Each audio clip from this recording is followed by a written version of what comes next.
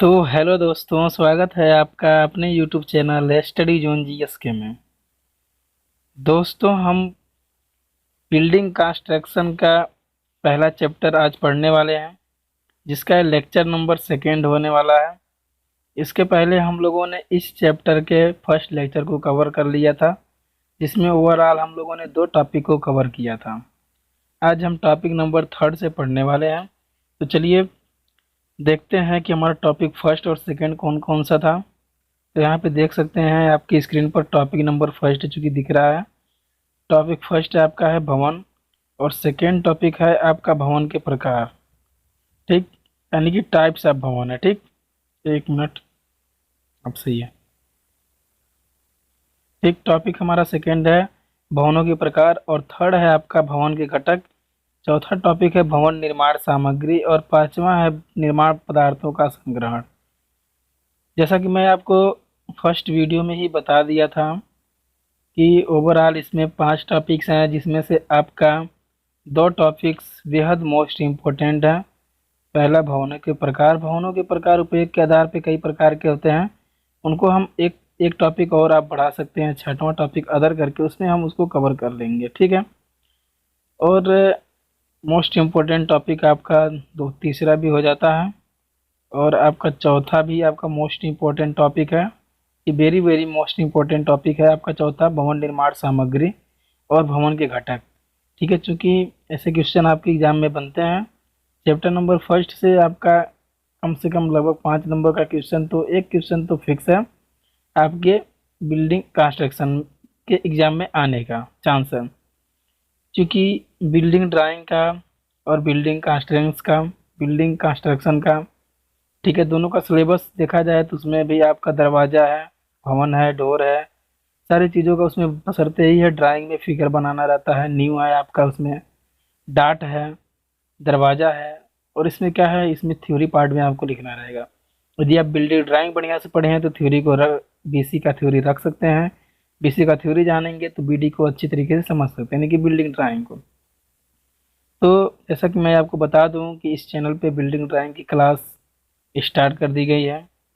पहला चैप्टर है foundation and new, अभी बिल्कुल आपके सिलेबस के अकॉर्डिंग क्लास चलाई जा रही है, बिल्कुल बेसिक टू एडवांस क्लास है। ठीक है, आपको पूरे यूट्यूब पर वैसा कंटेंट नहीं मिलेगा, मैं इसकी 100% गारंटी लेता हूँ। ये मैं आप नहीं, बस एक तो बार मैं गारंटी ले रहा हूँ। यदि आप वीडियो को 10 मिनट 5 मिनट वॉच कर लेंगे तो आपको खुद पता चल जाएगा कि सर क्या बोल रहे थे।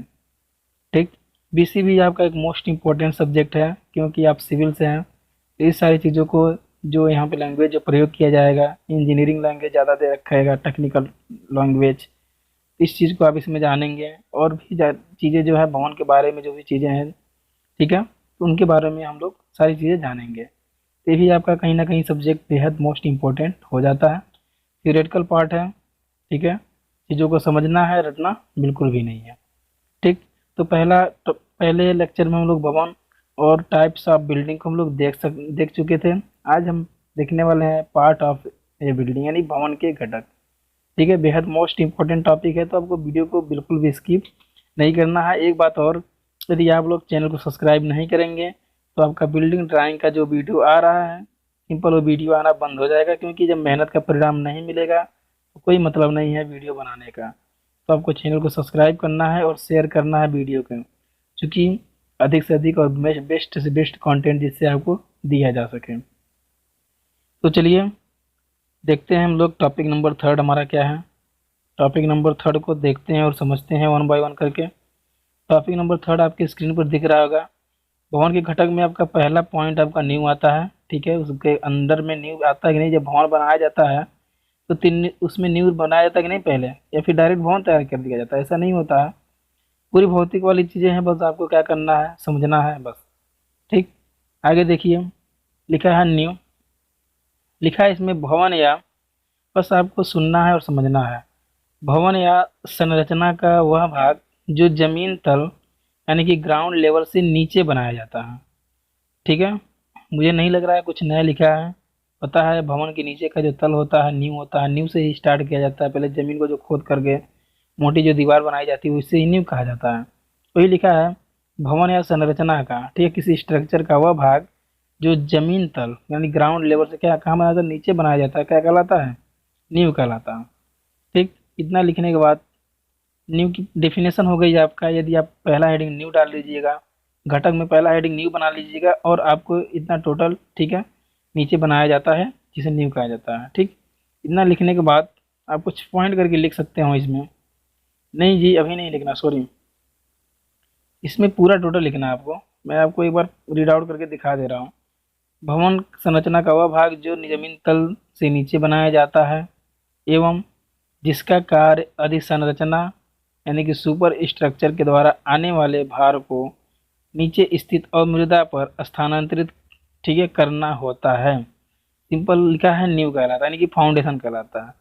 तो आप इसका डेफिनेशन बहुत इजीली लिख दोगे। ठीक है, क्या लिखोगे, आप नोट्स बनाते चलिए जिससे कि आपको एग्जाम के टाइम में बस नोट्स देख करके आप सिंपल तैयार कर लोगे।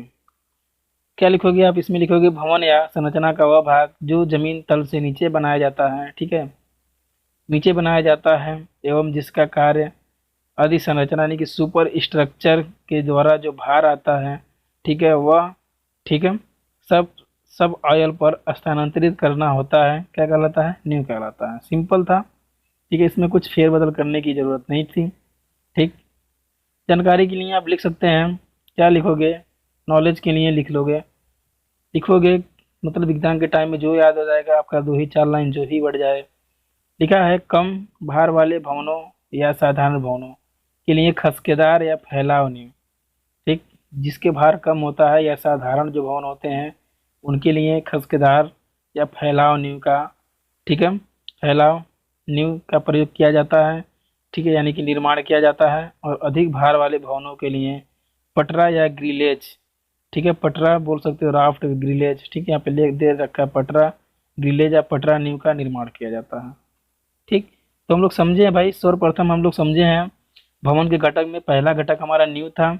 और नींव में हम लोग देख लिए हैं, क्या देख लिए हैं, नींव का डेफिनेशन देख लिए हैं कि किसी भवन या स्ट्रक्चर का वह भाग होता है, ठीक है, जो जमीन तल से नीचे बनाया जाता है, जिसका कार्य क्या होता है, वो सुपर स्ट्रक्चर को सब स्ट्रक्चर सब ऑयल पे क्या करता है, स्थानांतरित कर देता है। ठीक, इतना हम लोग देख लिए। आपको अभी पता होगा जब जो कम भार वाले भवन होते हैं, ठीक है, उनके लिए खसकेदार नींव का प्रयोग किया जाता है, फाउंडेशन। ठीक है, उसके बाद क्या है, जो अधिक भार यानी कि 2-3 मंजिला 10 मंजिला का जो भवन बनाने बनाने मतलब बनाया जाता है, तो उसके लिए किनका निर्माण किया जाता है, ग्रिलेज या पटरा नींव का वहाँ पे निर्माण किया जाता है। ठीक, इसमें कुछ नया तो नहीं था, और मैं आपको बता दूं, ठीक है, जो चूंकि आपका जो क्लास पहला था वो नींव नींव पर फाउंडेशन पे ही था हमारा, ठीक है, जिसमें खसकेदार या फैलाव नींव को बनाया गया है। ठीक है, तो आपको क्या करना है, सिंपल BD यानी बिल्डिंग ड्राइंग और BC को साथ साथ लेते जाएंगे, तो यहाँ से आपका थ्योरी क्लियर हो जाएगा, वहाँ से आपका ड्राइंग क्लियर होता जाएगा। तो दोनों चीज़ों को आपको साथ में पढ़ते जाना है। दोनों चीज़ें क्लास एक ही साथ स्टार्ट हुई हैं, तो आपको बिल्कुल भी कोई दिक्कत नहीं आएगा। ठीक, अगला है हमारा, इसमें लिख लोगे, आप लिख लोगे, न्यू आपको क्लियर हो गया। अगला हेडिंग आप याद रखोगे तो उसमें और चीज़ों को सुने रहोगे, जानोगे, तो आप वहाँ पे लिख कर आ जाओगे आराम से। एग्जाम में कोई भी पूछेगा तो उसको भी भौतिकता में आप बता सकते हो। ठीक, अगला देखिए, अगला है आपका कुर्सी तल। ठीक है, आपके भवन के घटक में दूसरा हेडिंग हमारा आ जाता है कुर्सी तल। कुर्सी तल यानी जिसे इंग्लिश में प्लिंथ लेवल बोला जाता है। इंग्लिश भी आपको याद रखना है, टेक्निकल टर्म आपके एग्जाम में पूछ सकता है। आपके एग्जाम में कुर्सी तल को न दे करके प्लिंथ लेवल किसे कहते हैं हिंदी में लिख सकता है, और इंग्लिश में तो लिखेगा ही लिखेगा। ठीक, आगे देखिए, लिखा है भूमि तल एवं फर्श तल के बीच की ऊर्ध्वाधर ऊंचाई कुर्सी तल कहलाती है। किनकी किनकी, भूमि तल समझ पा रहे हो, एवं फर्श तल। ठीक है, मान लीजिए कोई ग्राउंड है यानी भूमि है आपका, ठीक है, इसके थोड़ा सा मान लो, जब यहाँ पे जब घर बनाया जाता है तो कुछ ऊंचाई दी जाती है, उसको कुछ भराव दिया जाता है। ठीक है, तो मान लो इतनी ऊंचाई पे दिया जाता है, ठीक है, तो यही आपका भूमि तल हो गया। और यह क्या हो गया, आपका फर्श का तल हो गया। ठीक है, मान लीजिए फर्श कर दिया गया, पक्का कर दिया गया है, और ये आपका जमीन है, नीचे का तल है, तो भूमि तल और फर्श तल। ठीक है, इनके बीच की जो वर्टिकल है, वर्टिकल ही है, ठीक है, हॉरिजॉन्टल थोड़ी है, वर्टिकल ऊंचाई है ना, या हॉरिजॉन्टल वर्टिकल ऊंचाई क्या कहलाती है हमारी, वर्टिकल ऊंचाई जो है आपकी, यही आपकी क्या कहलाती है, कुर्सी तल कहलाती है। ठीक, आगे देखिए, आगे कुछ लिखा है, इसको समझ लेते हैं हम। आगे दे रखा है आपका, इसको बनाने का मुख्य उद्देश्य भवन के अंदर कीड़े मकोड़े एवं वर्षा के पानी को भवन के अंदर आने से रोकना होता है। जैसा कि आपको पता है कि कुर्सी तल इसलिए बनाया जाता है, किसी का भी घर बनता है तो उसका भराव आपके जमीन तल से थोड़ा सा ऊपर ही रहता है, जिससे बारिश का पानी आपके घर में न पहुंचे। कोई भी घर नीचे नहीं बनता है ग्राउंड लेवल से, यानी कि पृथ्वी के लेवल, धरती के लेवल से, ठीक है। तो यानी ऊपर ही रहता है। तो फर्श तल इतना आपको क्लियर हो ही गएगा। कुर्सी तल किसे कहते हैं? फर्श तल। और भूमि तल के वर्टिकल हाइट को क्या कहा जाता है? प्लिंथ लेवल कहा जाता है, ठीक। ये सारी चीज़ें जो टर्म्स हैं, घटक हैं, वो आपका बिल्डिंग में जब फाउंडेशन बनाएंगे तो उसमें सारी चीज़ें, सारे टर्म आपका यूज किए जाएंगे। आगे देखिए, और आपको ये पता है, इतना जब यहाँ से नहीं पता हो तो यहाँ से आपको समझ में आ जा रहा होगा, जो ऊंचाई दी जाती है कीड़े मकोड़े वर्षा के पानी को भवन के अंदर आने से रोकने के लिए है, ये सारी ऊंचाई दी जाती है, ठीक है। तो आप यहाँ पे ज़्यादा टाइम वेस्ट नहीं, कुर्सी तल को आप सिंपल हेडिंग बनाओगे और भूमि तल एवं फर्श तल के बीच की ऊर्ध्वाधर ऊंचाई कुर्सी तल कराती है। डेफिनेशन आपको सिंपल लिख लेना है, पॉइंट करके लिखोगे तो इसका मुख्य उद्देश्य ये होता है कि अब वर्षा के पानी को हमारे घरों में जाने से रोकता है, कीड़ों मकोड़ों को जाने से रोकता है, इसलिए इसको, ठीक है, कुर्सी तल को बनाया जाता है। सिंपल आप लिख सकते हो इतना, या फिर नहीं तो कुछ छांट के लिखवाने वाला नहीं चीज़ मुझे दिख रहा है, सिंपल भाषा में वैसे भी है, आप समझ के पढ़ो और लिख लोगे, ठीक। यहाँ पे देखो, और यहाँ पे एक मोस्ट पॉइंट ये भी मिलता है, आप इसको लिख लोगे। जो कुर्सी तल की जो ऊंचाई होती है वो कितनी होती है? 30 से 60 सेमी तक ऊंचे बनाए जाते हैं, ठीक है। कुर्सी तल की ऊंचाई कितनी होती है? 30 से 60 सेमी। तीसरा आपका है सील रोग रद्दा, ठीक। हम लोग दो लोग, हम भवन के घटक में पहला हमारा नींव था और दूसरा हमारा था कुर्सी तल, दोनों को देख चुके हैं, दोनों को समझ लिए, ठीक है। अब हम लोग तीसरा देखेंगे, सील रोग रद्दा। सील रोग रद्दा को देखिए क्या दे रखा है, इसको समझते हैं भाई, सील रोग रद्दा को, ठीक है। एक मिनट, कहाँ गया? कोई नहीं, होता है भाई, उतनी सुविधा नहीं है तो जिसके अकॉर्डिंग बनाया जा रहा है तो कभी कभी दिक्कतें हो जाएंगी, तो आपको और हमको एडजस्ट करना पड़ेगा, ठीक। तो ऐसा नहीं है, लेकिन आपको जो कंटेंट दिया जाता है बिल्कुल एग्जाम के पॉइंट ऑफ व्यू से रहता है। आप एग्जाम में बैठोगे पूरा पढ़ के तो आपको खुद पता चल जाएगा। आगे देखिए, दे रखा है कुर्सी तल, सॉरी, कुर्सी तल को समझ लिए हैं।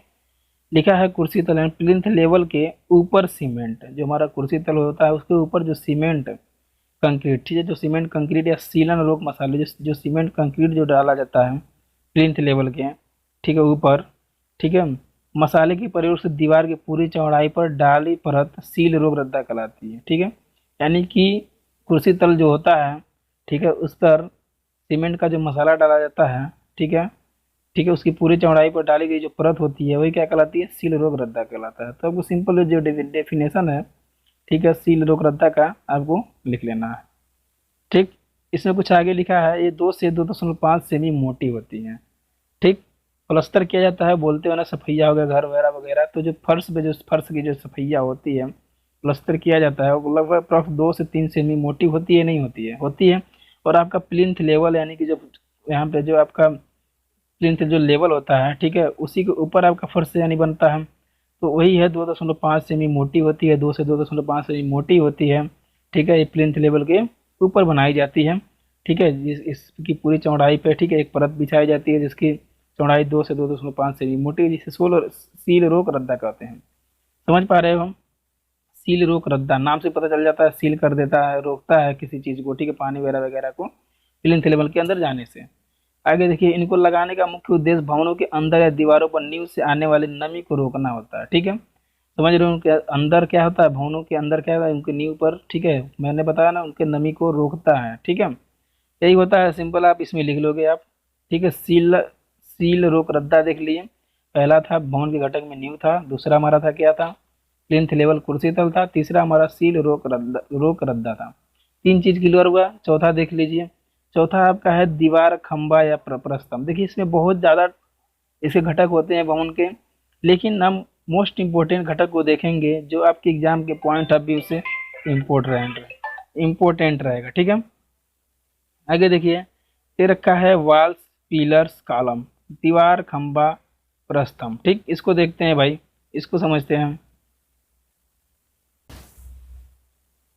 तो दीवार खंबा प्रस्तंभ, इस हेडिंग को हम लोग देख रहे थे, ठीक है। तो चलिए समझते हैं इसको। दे रखा था, 1 मिनट, हाँ सही है। ये सभी भवन के मुख्य अंग होते हैं, जो भी दिया है आपको पता है मुख्य अंग होते हैं नहीं है, होते हैं भाई। ये सभी ऊर्ध्वाधर घटक होते हैं, ठीक है। ये कोई नई चीज नहीं लिखा है, सिंपल जो लिखा है आपको पता है। जो दीवार होता है, मान लीजिए हमारा ये छत ढाला गया तो छत हवा में थोड़ी रहेगा, दीवार पे टिका रहता है। तो मान लीजिए हमारा दीवार हो गया, ठीक है। जो दीवार होता है, लेकिन भाई दीवार कैसा होता है, वर्टिकल होता है या हॉरिजेंटल होता है? वर्टिकल होता है, सीधा खड़ा रहता है ना। हॉरिजेंटल तो इस रूप का होता है ना, हॉरिजेंटल थोड़ी होता है। हॉरिजेंटल तो हमारा छत छत होता है। तो वर्टिकल कंडीशन में हमारा क्या होता है, दीवार होता है। तो वही चीज लिखा है, ठीक है। मान लीजिए दीवार है हमारा, ये छत है, लिखा है सभी भवन के मुख्य अंग होते हैं। ये सभी ऊर्ध्वाधर घटक होते हैं। दीवार, खंभा, प्रस्तंभ तो भाई ऊर्ध्वाधर घटक का होता है। इनका कार्य छतों को आधार प्रदान करना एवं छतों से आने वाले भारों को नीचे स्थित अवमृदा पर स्थानांतरित करना। क्या करता है दीवार हमारा, सॉरी, दीवार क्या करता है, छत का जो भार होता है सहन करता है, सबको पता है। जो छत होता है, जो इसका भार हमारा दीवार सहन करता है। और दीवार क्या करता है, ठीक है, दीवार क्या करता है, छतों को आधार प्रदान करता है। तो हो गया, छतों से आने वाले जो भार होते हैं, ठीक है, वो नीचे स्थित अवमृदा, मान लीजिए हमारे जो सब ऑयल जो होता है, उस पे स्थानांतरित करता है दीवार। दीवार का काम क्या होता है, छत को आधार प्रदान करना, ठीक है। और जो नीचे जो आपकी अवमृदा है, उस पे क्या होता है, छत के भारों को, ठीक है, स्थानांतरित करता है। लिख लोगे नहीं दीवार को, दीवार हेडिंग बनाओगे, और सिंपल दीवार को हेडिंग बना के लिखना है कि यह क्या होता है, भवन के मुख्य अंग होते हैं। ये सभी ऊर्ध्वाधर घटक होते हैं। इसमें कोई काटने छाड़ने वाली चीज मुझे तो नहीं दिख रही है। इनका कार्य छतों को आधार प्रदान करना एवं छतों को आने वाले भारों को नीचे स्थित अमृता पर क्या करना है, स्थानांतरित करना होता है। बहुत सिंपल लैंग्वेज दिया है भाई, इसमें कुछ बदलाव नहीं किया जा सकता है, ठीक है। इतना लिख लोगे और लिखने के बाद आपको चीजें समझ में भी आती होंगी, ठीक है। आगे कुछ लिखा है, देख लीजिए। प्रस्तंभ आयताकार, वर्गाकार या किसी ज्यामिति आकार में हो सकते हैं, परंतु खंभे गोलाकार होते हैं।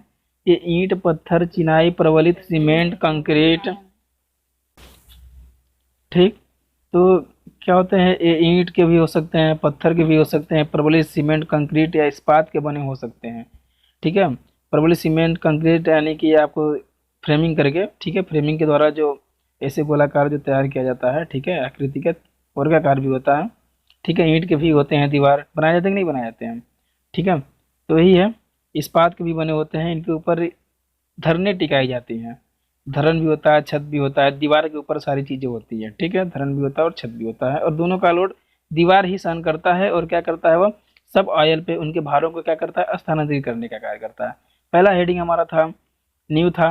हम लोग भवन के घटक में देखें, पहला नींव था, दूसरा हमारा था कुर्सी तल, तीसरा सील रोक रद्दा था, चौथा हमारा था दीवार, ठीक है।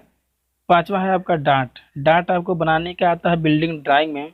जो आपको फिगर दिख रहा है ना, ये फिगर आपको बनाना पड़ता है भाई, ठीक है। इस फिगर को बनाना पड़ता है बिल्डिंग ड्राइंग जब पढ़ेंगे आप। जैसा कि मैं बता रहा हूँ, क्लास चलाई जा रही है, आपको सारी फिगर आपको बताए जाएंगे, ठीक है। हम लोग पिछले ईयर इस बिल्डिंग ड्राइंग का पेपर दिए हैं, पेपर भी है हम लोगों के पास, और पता है किस टाइप से क्वेश्चन, कितना क्वेश्चन किस सिलेबस से कहाँ किस चैप्टर से उठाया था, सारी चीज़ें आपको बताई जाएंगी। बशर्ते आपको चैनल को सब्सक्राइब करना है, ठीक है। नहीं करेंगे तो भाई उसके जिम्मेदार आप खुद हैं, ठीक है। आगे देखिए, डार्ट को समझ लेते हैं हम। डार्ट क्या है, दीवारों के खुले भागों को पाटने एवं ऊपर से आ रहे भारों को, और मृदा पर ये भी क्या करता है, दीवार का जो खुला भाग होता है पाटने का कार्य करता है। और अमृता को, ठीक है, सब ऑयल पे, भारों को क्या करता है, सब ऑयल पे और मृदा पे क्या करता है, स्थानांतरित करता है। इसकी जो आकृति है कैसी होती है, एक कर्व यानी वक्र की भांति होती है, ठीक है। ये ईंट, पत्थर या परवल, कंक्रीट, सीमेंट के भी बने होते हैं। तो डार्ट आप हेडिंग डालेंगे और डार्ट में लिख लेंगे कि दीवारों के खिलो भागों को पाटने, ठीक है। क्योंकि डार्ट आपका टिप्पणी में पूछ सकता है, ठीक है, ये मोस्ट है, ठीक है, इसको आप मोस्ट लगा लीजिए। हेडिंग है लेकिन आपका भवन के घटक है, लेकिन सिंपल अलग से भी पूछ सकता है आपका डार्ट, ठीक है। तो इसको आप लोग बिल्कुल भी आपके अपने नोट्स में लिखना और समझना, इसको बिल्कुल भी मत भूलिएगा, ठीक है। लिखेंगे कि दीवारों के खुले भागों को पाटने एवं ऊपर से आ रहे, कहाँ से, ऊपर से आ रहे भारों को, ठीक है, क्या करने, अमृता पर स्थानांतरित करने के लिए वक्र के आकृति की बनाई गई संरचना, स्ट्रक्चर क्या कहलाती है, डार्ट कहलाती है। डार्ट को यानी कि इंग्लिश में आर्च भी कहा जाता है। आपको आपके एग्जाम में आर्च किसे कहते हैं, ये भी आपको हिंदी में लिख कर दे सकता है, और इंग्लिश में तो आपका आर्च लिखे हुए करेगा, ठीक है, ARCH। तो जैसा कि आपको चीज़ों को समझ लेना है बस। और आर्च का जो डायग्राम है बहुत ईजी है, तो डायग्राम आपको बना लेना है, और इसमें आप बिल्कुल भी लिख सकते हो बहुत ईजिली से, ठीक है। इतना डेफिनेशन लिखने के बाद बनाई जाती है, ये भी किसकी होती है, ईंट, पत्थर, पॉलिश, कंक्रीट, सीमेंट की बनाई जाती है, बने होते हैं, ठीक है। आगे देखिए, आगे समझते हैं हम। छठवां हमारा है टॉपिक, टॉपिक नहीं है सॉरी, पॉइंट है, लिंटल है हमारा, एक तरह से हेडिंग भी मान सकते हो इसको। भवन के घटक में हम लोग 5 हेडिंग को देख लिए। ठीक है, 5 हेडिंग के बाद हमारा छठवां हेडिंग लिंटल है। ठीक है, लिंटल को समझ लेते हैं। लिंटल क्या होता है? दीवारों के दीवारों के खुले भागों को पाटने, ये भी भाई दीवारों को खुले भागों को पाटता है। डाट भी हमारा खुले भागों को पाटता है। ठीक है, एवं ऊपर से आ रहे भारों को अमृदा पर स्थानांतरित करने, ये भी ऊपर से आ रहे भार को अमृदा, सेम डेफिनेशन दिख रहा है, करने के लिए बनाई गई क्षैतिज, ठीक है, क्षैतिज क्षैतिज धरण लिंटल कहलाती है। ठीक है, क्षैतिज होती है, लेकिन वो हमारा डाट कैसा होता है? डाट और लिंटल में फर्क क्या होता है? लिंटल हमारा क्या होता है? एक वक्र यानी कर्व की होती है ना, CURV, कर्व की आकृति की होती है, लेकिन ये कहता है क्षैतिज होता है। तो आपको पता है नहीं, नाम तो सुने होंगे। क्षैतिज यानी धरण नहीं समझ रहे हैं तो बीम तो जानते होंगे ना, बीम, बीम का नाम सभी लोग जानते हो इंग्लिश में, दीवारों में बनाई जाती है। ठीक है, देखो यहाँ पे आपको सिर्फ साफ डायग्राम से क्लियर स्पष्ट हो रहा होगा। ठीक है, बीम झरण जो धरने होती है लिंटल कहलाती है, इनका निर्माण करना आसान होता है। ठीक है, होप आपको समझ में आ रहा होगा। हम लोग अभी तक 6 टॉपिक को भवन के घटक में देख लिए हैं, 6 पॉइंट को। पहला हमारा न्यू था, दूसरा प्लिंथ लेवल था यानी कुर्सी तल, तीसरा था सीलन रोग रद्दा था। ठीक है, और चौथा आपका कौन सा था? चौथा आपका शायद अप्रॉक्स दीवार था, और पांचवा आपका जो है था, ठीक है, इसको हम लोग समझे आर्च, जिसे इंग्लिश में डार्ट बोला जाता है। ठीक है, और हमारा छठवां जो है पॉइंट वो है लिंटल। ठीक, इसके बाद डायग्राम आप बनाते जाएंगे। और सातवां को आप लोग देख लीजिए, सातवां है धूप अवरोधक या धूप रोग छज्जा। ठीक है, छज्जा ही बनाना पड़ता है। ठीक है, छज्जा भी आपको बनाना पड़ता है। यहाँ पे देखिए, जब प्लेन आप बनाएंगे, जो 30 नंबर का आपके बिल्डिंग ड्राइंग में जो क्वेश्चन पूछा जाता है, तो उसमें एलिवेशन आपका छज्जा वज्जा वगैरह वगैरह जो है, सनसेट आपको बनाना पड़ता है सारी चीज़ें। तो आपको पहले हिंदी भी इसका समझ लेना है, जरूरी है भाई। क्या लिखा है? भवन के बाहरी हिस्सों में मौजूद दरवाजे एवं खिड़कियों को वर्षा एवं धूप से बचाने तथा इन्हें कमरों में आने से रोकने के लिए बनाई गई संरचना धूप अवरोधक कहलाती है। ये बाहरी दीवार 30 से 60 सेमी बाहर निकले होते हैं। ठीक है, समझ में आ रहा है आपको? ठीक है, यहाँ पे देखिए लिखा है भवन के बाहरी हिस्सों में मौजूद दरवाजे एवं खिड़कियों, तो उसके बाहरी हिस्सों में, ठीक है, किसके? भवन के, बिल्डिंग के। ठीक है, दरवाजे हिस्सों में मौजूद दरवाजे एवं खिड़कियों को वर्षा एवं धूप से बचाने, ठीक है, दरवाजे और खिड़कियों को वर्षा एवं धूप से बचाने तथा इन्हें कमरों में आने से रोकने के लिए बनाई गई संरचना क्या कहलाती है? धूप अवरोधक कहलाती है। ये बाहरी दीवार से कितना सेमी? 30 से 60 सेमी बाहर निकली होती है। इतना तो अब आपको समझ में आ गया। मैं 2 बार पढ़ के रीड आउट किया हूँ कि धूप अवरोधक या धूप धूप रोग छज्जा क्या होता है। ठीक है, आप नाम सुने होंगे बर्जा, अपने घर में बर्जा का नाम सुने होंगे, बर्जा बनाया जाता है। ठीक है, तो यहाँ पे साफ लिखा है बर्जा किस लिए बनाया जाता है, आप उस पर सामान को भी रख सकते हो। ठीक है, और वह क्या करता है? वह आपके दरवाजे को, खिड़कियों को, ठीक है, ठीक है, दरवाजे खिड़कियों को क्या करता है? वर्षा एवं धूप से बचाता है। ठीक है, और कमरों में आने से रोकने के लिए बनाई गई संरचना क्या? यही लिखा है ना, सिंपल, कि कुछ अलग लिखा है भाई? यही चीज लिखा है। ठीक है, 1 मिनट कहाँ जाता है भाई ये? डार्ट लिंटल, बस यहीं पे थे हम लोग ना, बस यहीं पे थे, सिंपल यही था हमारा। देख लीजिए एक बार आगे देखिए, लिखा है ना भवन के बाहरी हिस्सों में बर्जा है भाई, धूप रोग छज्जा जो है बर्जा है, बर्जा का नाम सुने हो ना। भवन के बाहरी हिस्सों में मौजूद दरवाजे एवं खिड़कियों को, ठीक है, खिड़कियों को को वर्षा एवं धूप से बचाने, ठीक है, बाहरी जो हिस्सों में मौजूद दरवाजे खिड़कियों को, ठीक है, वर्षा एवं धूप से बचाने तथा इन्हें कमरों में आने से रोकने के लिए बनाई गई संरचना क्या कहलाती है? धूप अवरोधक यानी कि रोग छज्जा कहलाती है। ये बाहरी दीवार से कितना सेमी बाहर निकले रहते हैं? 30 से 60 सेमी बाहर निकले रहते हैं। देखिए ये आपका दीवार दे रखा है, डायग्राम में आपको दिख रहा है, दीवार है यहाँ तक सिंपल। ठीक है, और यहाँ से यहाँ तक जो बनाया गया है वो बीम है आपका। ठीक है, 8 सेमी यहाँ पे आपका मोटाई दे रखा है इसका। ठीक है, यहाँ पे 30 से 60 सेमी इसकी जो चौड़ाई है, 5 सेमी यहाँ पे इसके बर्जे के लास्ट में चूंकि ये आपका मोटाई है, धूप अवरोधक है आपका, दिख रहा है। ठीक है, सिंपल है। आप लिंटर यहाँ पे देख सकते हैं, आप खिड़की है, खिड़की को बचा रहा है। तो इसी डायग्राम को आपको सिंपल देख लेना है, और ये बर्जा है धूप रोग छज्जा, उसी के अकॉर्डिंग आपको चीज़ों को रख देना है। ठीक है, आगे देखिए, चौथा हमारा है लास्ट, 8वां जो है आपका। ठीक है, 8वां चूंकि है फर्श। फर्श को समझ लेते हैं, फ्लोर जिसे इंग्लिश में बोला जाता है। फ्लोर को समझिए, भूमि तल के ऊपर तथा कुर्सी तल पर जो समतल एवं ठोस आधार बनाया जाता है, कहाँ पे? भूमि तल के ऊपर। ठीक है, भूमि तल जो हमारा होता है उसके ऊपर, और कुर्सी तल पर, कुर्सी तल को प्लिंथ लेवल को समझे हो। ठीक है, प्लिंथ लेवल का क्या होता है? भूमि तल और कुर्सी तल के, ठीक है, सॉरी, फर्श के बीच की जो वर्टिकल डिस्टेंस होती है कुर्सी तल कहलाती है। तो भूमि तल, भूमि का जो नीचे है, और कुर्सी तल, ठीक है, जो, ठीक है, कुर्सी तल तक, ठीक है, कुर्सी तल तथा कुर्सी तल पर जो समतल, कुर्सी तल पर, इसी पर, ठीक है, कुर्सी तल पर ही जो समतल एवं ठोस आधार बनाया जाता है, ठीक है, यानी कि नहीं बोलते हो कि सफैया हो रहा है घर, ठीक है, यानी कि क्या हो रहा है कि प्लस्तर हो रहा है, तो यही ना, वही है चीज। तो कुर्सी तल पर ही बनाया, भूमि तल पर थोड़ी होता है। तो कुर्सी तल पर जो समतल एवं ठोस आधार बनाया जाता है, ठोस होता है ना, फर्श कहलाता है। फर्श के बारे में आप इजीली लिख जाओगे, आप फर्श के, आप हेडिंग याद रखना, 8 हेडिंग हम लोग देख लेंगे किसमें, भवन के घटक में, सारे भवन के घटक हैं, ठीक है, और इनके इन्हीं में सारे हेडिंग ये सब आ रही हैं, ठीक है। आगे देखिए, इसे मजबूत एवं सुंदर होना चाहिए, सिंपल है, बढ़िया। भाई आरसीसी का सीमेंट लगाया जाता है, अल्ट्राटेक का सीमेंट लगाया जाता है मजबूत बनाने के लिए, ठीक है। इसे जल एवं अचल भारों को सहन करने योग्य होना चाहिए, ठीक है, भूमिगत पर, ठीक है। इतना आप लिखने के बाद, इतना लिख लीजिएगा आप इसका फर्श में, और पॉइंट करके लिखिएगा ये चीज़ें जिससे अच्छी लगती हैं देखने में। इसे मजबूत एवं सुंदर होना चाहिए, जल एवं अचल भारों को सहन करने योग्य होना चाहिए, ठीक है। 2 पॉइंट लिख लेना, बाकी देख लो, एक बार समझ लो। भूमिगत पर बनाया गया फर्श जमीन फर्श तथा इससे ऊपर बनाए गए फर्श ऊपरी फर्श, ठीक है, कहलाते हैं। जब इन्हें भूमिगत, भूमि तल से नीचे बनाया जाता है तो तहखाना फर्श कहलाता है, बेसमेंट, ठीक है। आप लोग बड़े बड़े अस्पतालों में, बड़े बड़े, ठीक है, बिल्डिंग में गए होंगे तो वहाँ पे आप लोग देखे होंगे ये सारी चीज़ों को जो मैं बता रहा हूँ, ठीक है। यहाँ पे जो बेसमेंट होता है, भूमि तल से ऊपर जो बनाया गया जो तल होता है, ठीक है, कहाँ गया देख लीजिए एक बार।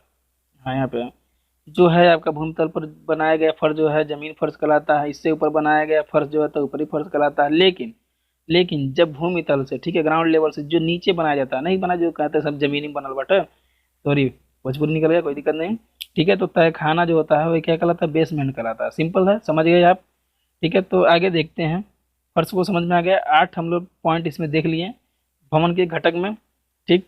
अगला हमारा पॉइंट है छत, ठीक। छत को आप जानते होगे भाई, छत को आप, बहुत प्रचलित नाम है छत, ठीक है, इसको सबको पता है, रूफ। आगे देखिए लिखा है, भवन में रहने वालों को वायुमंडलीय प्रभाव जैसे वर्षा धूप एवं ठंड आदि से बचाने के लिए दीवारों के ऊपर, ठीक है, दीवारों के ऊपर डाले जाने वाले आवरण यानी कवर को छत कहते हैं। छत आएगा क्या, छत के बारे में नहीं लिख लोगे, लिख लोगे क्या, भवन के घटक में आपको जो छत है, छत का हेडिंग नहीं याद रहेगा, याद रहेगा। नींव का हेडिंग नहीं याद रहेगा, याद रहेगा आपको क्या, आपको स्तंभ का हेडिंग नहीं याद रहेगा, याद रहेगा। जो आपका सील रोग रद्दा है, कुर्सी तल है, सारी चीजें याद रहेंगी, बस आपको एक नजर डालना है इस पे, ठीक। आपको पता है छत ही वर्षा पानी धूप अन्य अधिक प्राकृतिक, ठीक है, घटनाओं से हमारी रक्षा करता है, बचाता है, ठीक है। इस प्रकार से आप इसमें लिख सकते हो सिंपल भाषा में। वह फिर आप इतना जो लिखा है ये भी भाषा आपका कोई कठिन नहीं है, लैंग्वेज सिंपल है, इसको भी लिख लो। भवन में कई फर्श तल हो सकते हैं परंतु छत सिर्फ एक ही होता है। आपको पता है जो भवन के शीर्ष पर स्थित होता है ये 2 प्रकार की होती हैं। कौन कौन सा होता है, समतल छत और ढालदार छत, ठीक है। 1 बाय 1 करके समझ लेते हैं भाई। छत 2 प्रकार के होते हैं, कौन कौन से, पहला समतल हो गया, दूसरा ढालीदार। समतल छत जब छतों की ढाल कितना होती है, 10 डिग्री सेल्सियस से कम होती है, ठीक है। ये भी आपका मोस्ट है, छत को भी मोस्ट कर लीजिएगा, ठीक है। जब छतों की ढाल कितना होती है, 10 डिग्री सेल्सियस से कम होती है, यानी सॉरी सेल्सियस नहीं, 10 डिग्री सेल्सियस तो अलग हो जाएगा भाई। तो ये 10 डिग्री से कम होती है तो उन्हें समतल छत कहते हैं। जब उनकी जो ढाल होती है, स्लोप जो होता है 10 डिग्री से कम होता है, ठीक है, तो उसे क्या कहा जाता है, उसे समतल छत कहा जाता है। इन छतों का प्रयोग रहने सोने बैठने अन्य कार्यों में किया जा सकता है। समतल छतों का प्रयोग कहाँ पे किया जाता है, रहने सोने बैठने में किया जा सकता है। प्रायः इनका निर्माण आवासीय भवनों, ठीक है, आवासीय भवनों तो समझ रहे हो, जिसमें परिवार लेकर सुख शांति से रह सकता है, जिसमें लोग बसते हैं, ठीक है, निवास करते हैं, आवासीय भवन कहा जाता है। प्रायः इनका निर्माण आवासीय भवनों, मैदानी क्षेत्रों में, कम वर्षा वाले क्षेत्रों में इनका निर्माण, जहाँ पे वर्षा कम होती है, आवासीय भवन जहाँ पे लोग लेके रहते हैं, ठीक है, वहाँ पे ढालदार छत, समतल छत का प्रयोग किया जाता है। समतल छत का जो ढाल होता है 10 डिग्री सेल्सियस से कम होता है, ठीक है। सारी चीजें नहीं लिख लोगे, लिख लोगे, ठीक है। छत को याद रखना 2 प्रकार का होता है, समतल छत और ढालदार छत। ढालदार छत को देखिए भाई, छत देखते हैं हम, जब छतों की ढाल 10 डिग्री सेल्सियस से 10 डिग्री से अधिक हो जाती है तो उन्हें ढालदार, इसमें कम होती है, जब छतों की ढाल 10 डिग्री से कम होती है तो समतल छत, और 10 डिग्री से अधिक होती है तो ढालदार छत, ठीक है। अब आगे कुछ लिखा है कथा कहानी, देखिए। इनका निर्माण प्रायः कहाँ पे किया जाता है, पहाड़ी इलाकों में किया जाता है, जहाँ पर अधिक वर्षा होता है वहाँ पर इनका निर्माण अधिक किया जाता है। जहाँ पे हिमपात यानी बर्फबारी होती है, जहाँ पे बर्फ गिरता है वहाँ पे ढालूदार छत का प्रयोग किया जाता है, क्योंकि ढालदार रहेगा तो बर्फ गिरेगा तो नीचे चला जाएगा, जिससे उनके ठंड अधिक नहीं लगेगी। जहाँ पे अधिक वर्षा होगा तुरंत पानी नीचे चला जाएगा, इसलिए वहाँ पे ढालदार छत का प्रयोग किया जाता है इन स्थानों पर, इन्हीं इलाकों में, ठीक है। तो समझ में आया कि 2 प्रकार के छत होते हैं, पहला समतल छत और दूसरा ढालदार छत, और 10 डिग्री से कम इंक्लाइन रहेगा, ढाल रहेगा तो वो समतल छत होगा, जिसका अधिक होगा वो ढालदार छत होगा। बाकी इसके बारे में तो आप लिख सकते हो। ठीक है। आगे देखिए, अगला हमारा मुंडेर। मुंडेर को भाई समझ लेते हैं, 10वां है। ये सारे चीज जो आपके घटक आ रहे हैं, ये भवन के घटक हैं। कुछ अलग है भाई, भवन के घटक में आ रहे हैं और पूरा हेडिंग बनाना है। आपको लग रहा होगा बोरिंग है, क्योंकि आपका जो चैप्टर है ये, ठीक है, बोरिंग थ्योरेटिकल पार्ट है, तो आपको बस समझना है। ठीक है। आगे देखिए, मुंडेर दे रखा है, तो मुंडेर को भाई समझते हैं हम। ये भी आपका भवन के घटक के अंतर्गत ही आता है। लिखा है, भवन के सबसे ऊपरी हिस्से पर स्थित। कहाँ पे? भवन के सबसे ऊपरी हिस्से पर। जो भवन होता है, जो आपका बिल्डिंग होता है, जो स्ट्रक्चर होता है, उसके सबसे ऊपरी हिस्से पर स्थित छत के बाहरी किनारों पर कमर कमर की ऊंचाई तक बनाई गई छोटी दीवारें क्या कहलाती है? मुंडेर कहलाती है। ठीक है। ये कौन सी बड़ी बात हो गई? सिंपल है, बस मुंडेर को समझिए कि मुंडेर किसे कहते हैं। ठीक है। जो आपका छत होता है, तो छत के दीवार जो होते हैं उसके सिदाई में एक अप्रॉक्स देखो 60 से 100 सेमी की ऊंचाई तक बनाया जाता है, कमर तक बनाया जाता है। यहाँ पे साफ लिखा है कमर की ऊंचाई तक। ठीक है। कि मतलब नहीं कहते हैं कि छत को घेरवा दिया जाए आम भाषा में, तो छत को घेर दिया जाए जैसे बच्चे गिरे ना। ठीक है। तो कुछ ऊंचाई तक कुछ दीवार बना दिया जाता है, एक मतलब 4 इंच का जिसे दीवार बोला जाता है, एक ईंटे का दीवार चला दिया जाता है जिससे बच्चे गिरे ना। ठीक है। तो वही क्या कहलाता है? उसी को मुंडेर कहा जाता है आपका टेक्निकल लैंग्वेज में। ठीक है। तो मुंडेर का समझ लीजिए, मुंडेर किसे कहा जाता है। ठीक है। वेरी इंटरेस्टिंग था एक। ठीक है। मुंडेर मुंडेर किसे कहते हैं? तो मुंडेर का आप हेडिंग लिखोगे, भवन के सबसे ऊपरी हिस्से पर स्थित छत के बाहरी किनारों पर। ठीक है। बीच में थोड़ी बनाया जाता है मुंडेर, आरी आरी उसको घेरा मारा जाता है ना। किनारों पर कमर की ऊंचाई तक, कहाँ तक? कमर की ऊंचाई तक बनाई गई जो छोटी दीवार होती है मुंडेर कहलाती है। अब मुंडेर के बारे में आप बिल्कुल लिख सकते हो, कोई दिक्कत नहीं होगा। इनकी ऊंचाई कितना होती है? 60 डिग्री से 100 डिग्री, सॉरी 60 सेमी से 100 सेमी तक होती है। लिख लोगे, कोई दिक्कत यहाँ तक? मुंडेर को, मुंडेर की ऊंचाई 60 से 100 सेमी होती है। ठीक है। भवन के सबसे ऊपरी हिस्से पर बनाई जाती है, जिनकी ऊंचाई कमर की ऊंचाई तक होती है। बस इतना लिख लीजिएगा, सिंपल था। और आपका 11वां जो है पॉइंट, यहाँ पे भवन के घटक का 11वां पॉइंट हम लोग देखने जा रहे हैं। हेडिंग है टांड। ठीक है। जिसे इंग्लिश में लॉफ्ट बोला जाता है। ठीक है। कमरों के अंदर शीर्ष तल से, कमरों के अंदर, ठीक, कमरों के अंदर शीर्ष तल से 60 सेमी, कमरों के अंदर शीर्ष तल से 60 से 100 सेमी नीचे स्लैब डालकर बनाई गई संरचना क्या कहलाती है? टांड कहलाती है। इसकी सहायता से कमरे का क्षेत्रफल बढ़ाया जाता है। ठीक है।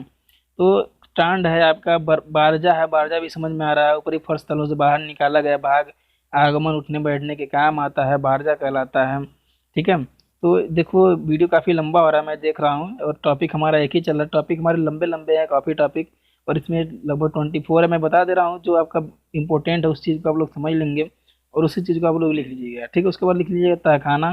ठीक है। आप लिख सकते हैं, पढ़ करके लिख सकते हैं, क्योंकि वीडियो काफ़ी लंबा हो जा रहा है। हम लोग देखेंगे, अगला टॉपिक हमारा कवर ही नहीं हो पाएगा। एक ही टॉपिक आपका आधे घंटे का हो जा रहा है। ठीक है। तो देखिए, आपका है खिड़कियाँ। खिड़कियाँ क्या आएगा हेडिंग में? के बारे में नहीं लिख लोगे क्या? कमरों में प्रकाश, लाइट एवं वायु के उचित आगमन के लिए दीवारों दीवारों पर लगाए गए अवयव खिड़कियाँ कहलाती हैं। इनका शीर्ष एवं दरवाजे का शीर्ष, देखो मैं जल्दी जल्दी इसलिए पढ़ा रहा हूँ क्योंकि वीडियो काफ़ी लंबा मुझे लग रहा है। ठीक है।